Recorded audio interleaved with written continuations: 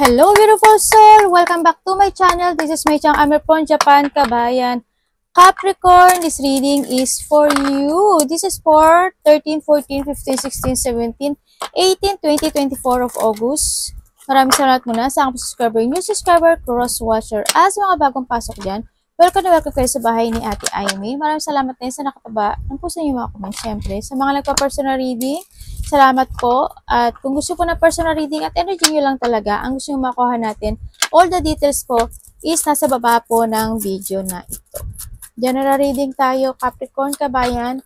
Kuhanin mo lang sa iyo at itapon ang hindi naman para sa iyo.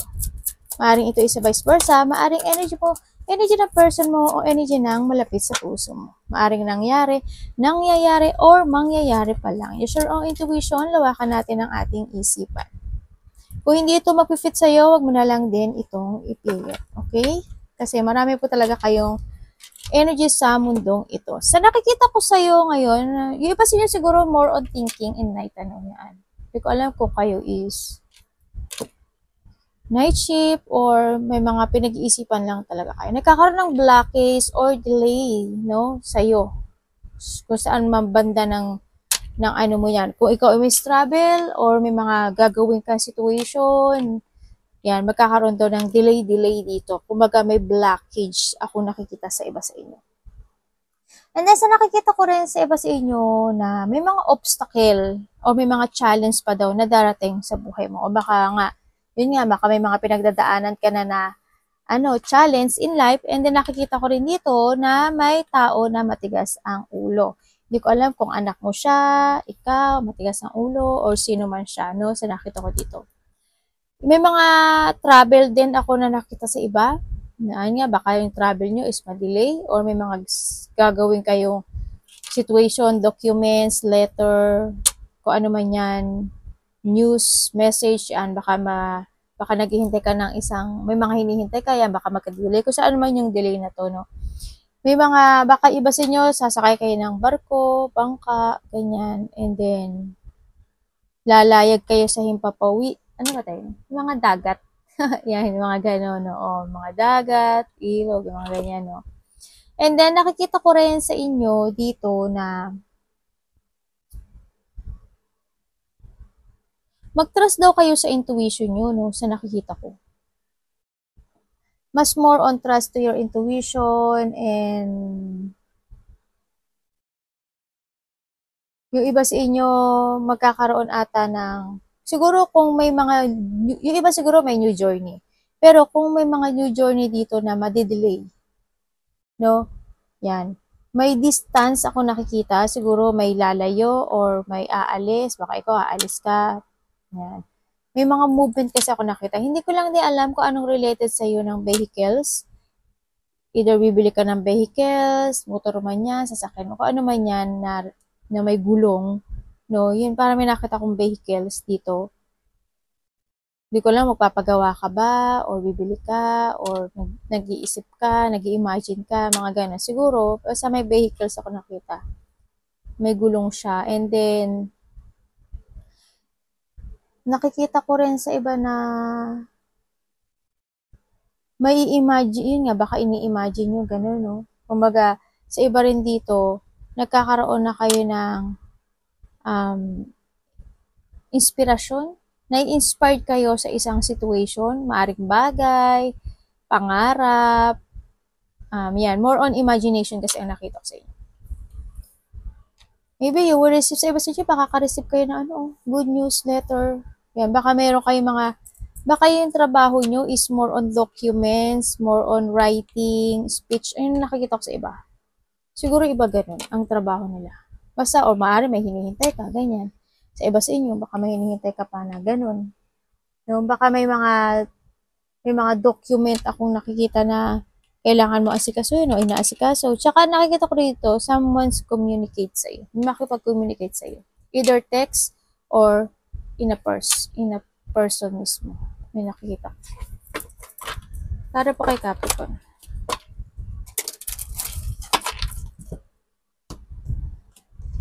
Tandaan nyo, kung hindi magpipit ha, huwag nyo na lang ipilit, no?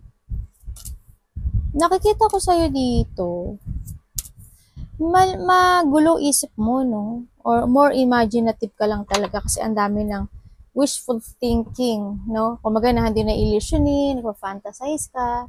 Yan. Kumaga sa iba naman sa inyo, nagkakaroon daw kayo ng options in life. Magtulog-tulog kayo ng iba, hindi ko alam kung anong trabaho nyo talaga, baka hindi kulang kayo sa tulog eh, no? Mm-mm.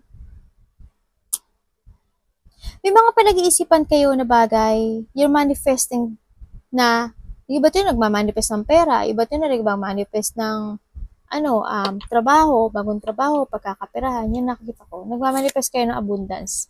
Iba sa inyo, no? Pero ang sinasabi naman dito, all you manifest is marireceive mo daw. Basta magtiwala ka lang daw sa sarili mo at sa taas. Siyempre, hindi naman mangyayari yun kung maghihintay ka lang. Kailangan mo lang din mag-action din, no? Mm-mm.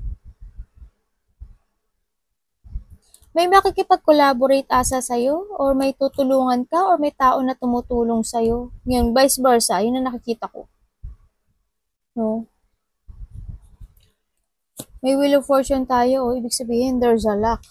May luck na darating sa'yo, pero tandaan mo, kung hindi ka mag-action, hindi ka gaano. Siguro may tao na tutulong sa'yo dito. May collaboration ako eh. May kakaroon ng dealing.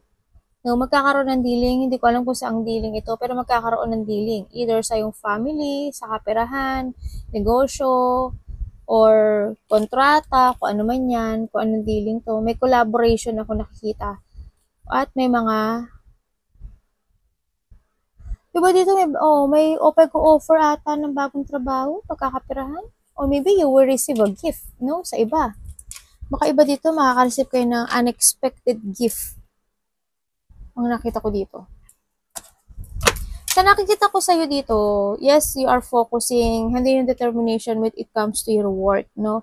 Handin yung nakapokus ka dun. May mga piniperfect daw kayo, may mga iniisip actually sa iba, no? May mga choices in life sa nakita ko, maybe this sa work-related or pagkakapirahan, yan. Iba dito, siguro nagpa-practice ka ng mga talent nyo, yan. Nakikita ko rin na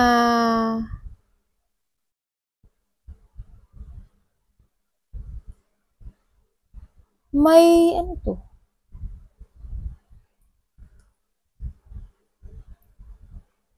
Nandito yung hard work mo. Very hard work ka naman, Capricorn. Pero ang sinasabi dito, may kailangan ka daw i-develop sa sarili mo. Siguro yung focusing in what you want. Yung desire mo.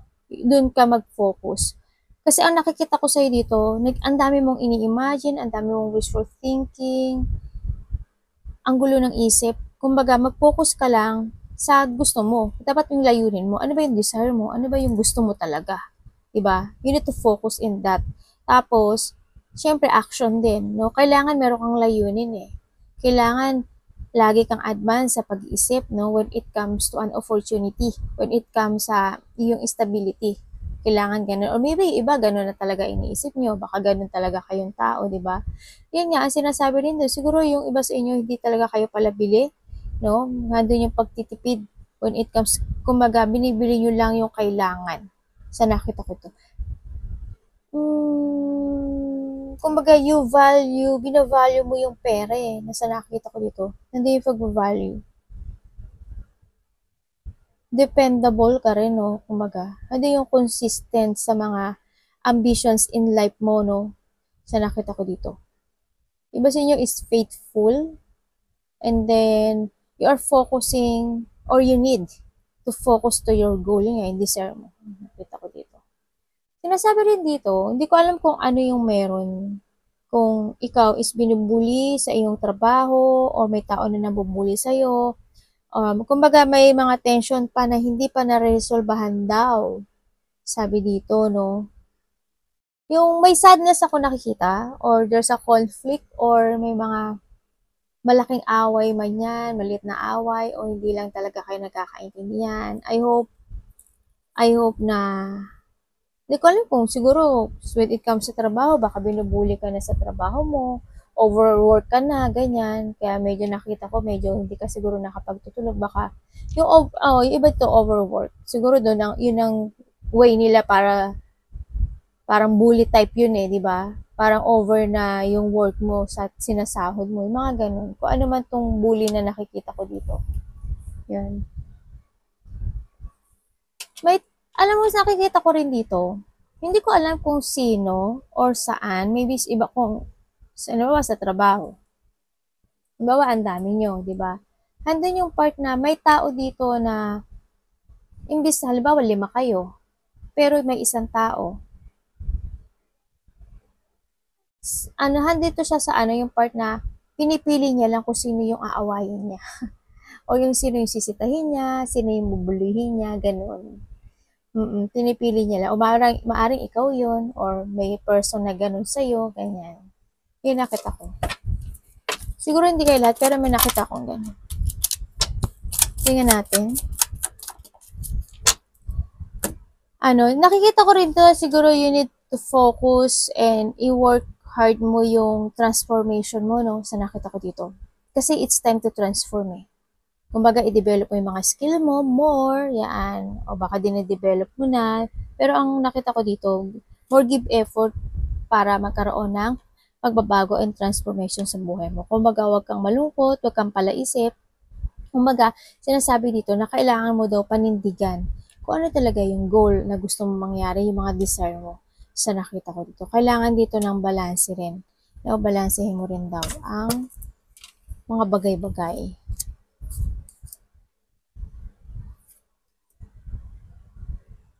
Iba sa inyo matulungin, hindi ko alam kung may tutulungan ka or may tao na tumutulong sa'yo or may sinusuportahan ka. Yun na nakita ko dito.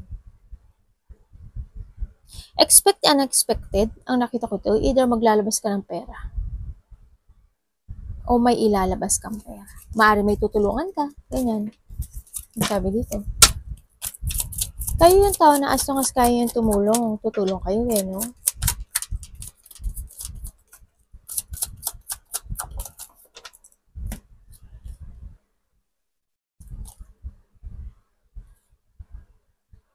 Pareho siya, oh.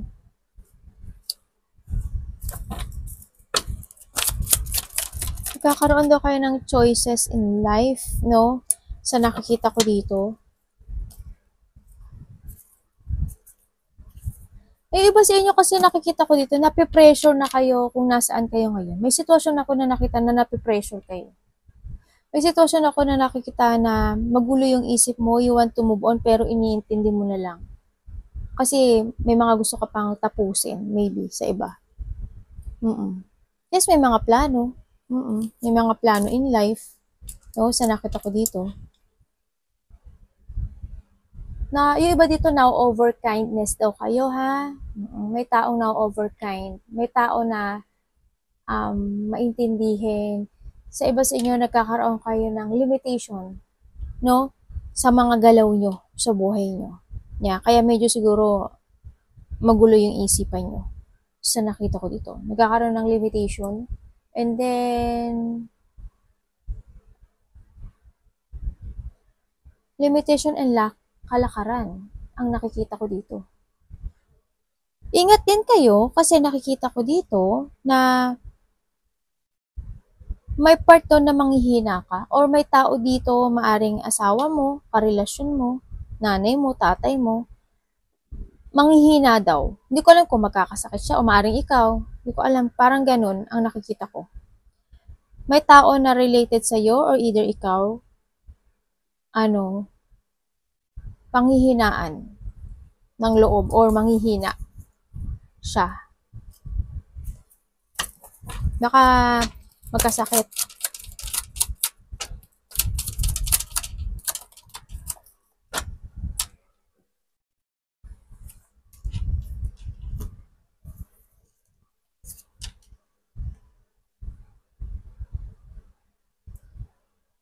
Yes, nandito na talaga yung nandito ka na sa parte ng buhay mo na nakapokus ka na sa sarili mo, sa pamilya mo, ganyan, ang nakita ko dito. Kumbaga, yung abandoning the past, kasi nakita ko yung layunin mo in life, no?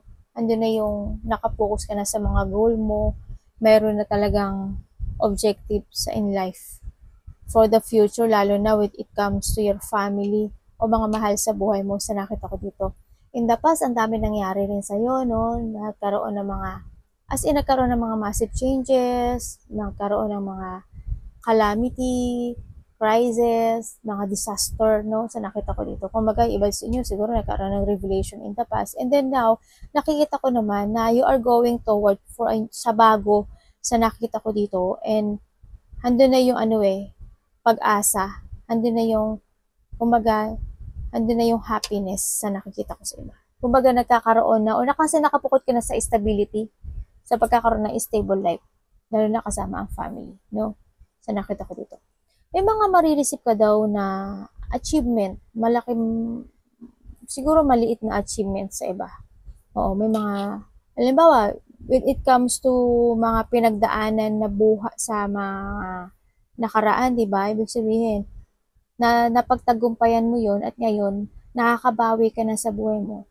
There's a little achievement, no? Yun, may mga na-achieve na goal ka na sa buhay mo. Yan, kasi nakita ko dito na may happiness, no? Sa nakita ko dito. Bumabalik na yung kasiyahan.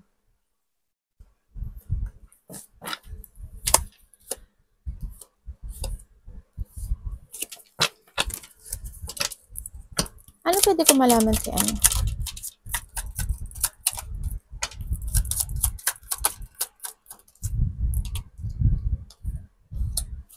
Para saan po? Hala.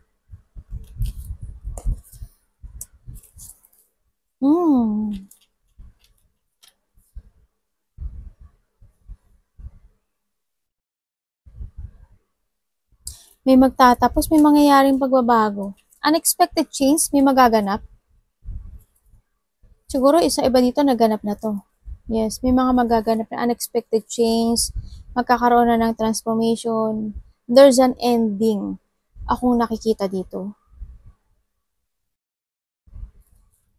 Ano po si ano?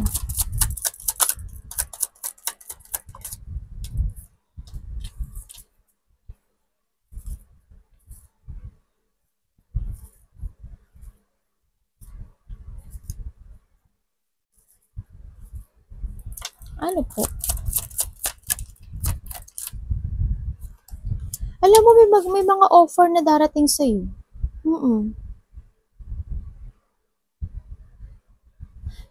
May mga offer daw.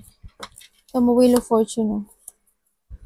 Kumbaga, may mga excitement, may fun, happiness, tsaka baka you will receive a gift or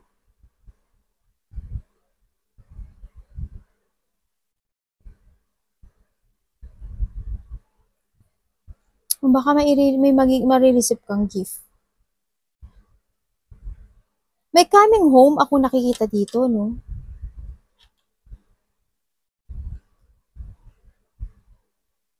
Meron ka daw dapat ayusin.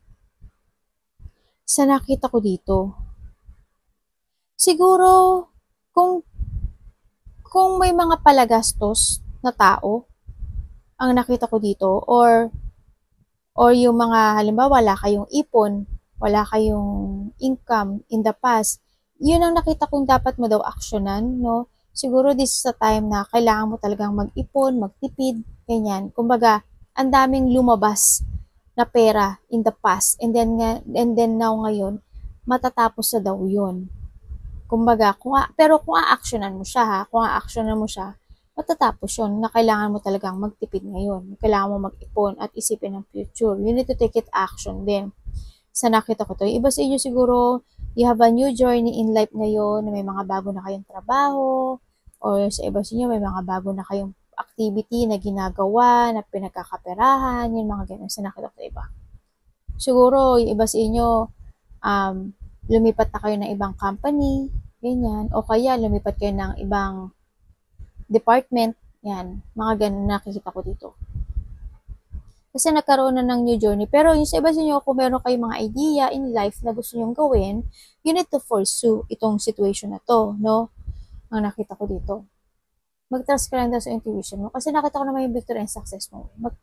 Kailangan mo rin daw na magkaroon ng mental clarity, maging totoo sa sarili.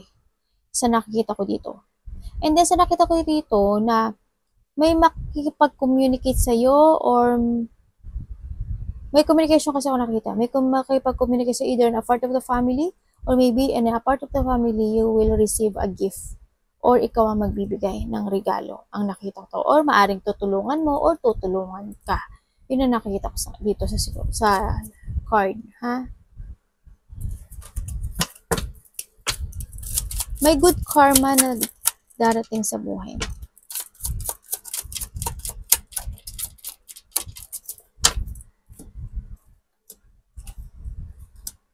Para saan po? Makaka-receive ka daw ng text message. Okay. May bagong destination ng iba, no? Maaring business, work. May tao na makipag-usap sa'yo. Maaring boss. Ay, no, hindi siya boss eh. A businessman. Yun na nakita ko. May pera, no? Tingnan natin. Sa iba ganun eh. Or may makapag-usap sa'yo na malapit sa puso mo. O hindi man siya makapag-usap sa'yo, siguro makaka-receive ka ng text message sa kanya.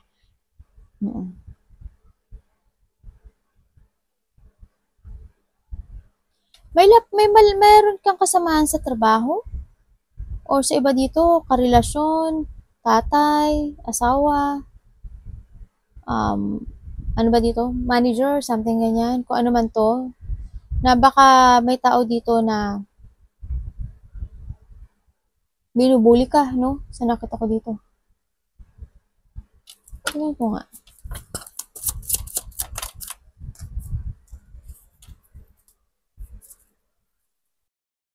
Bakit? Okay. May makikita po.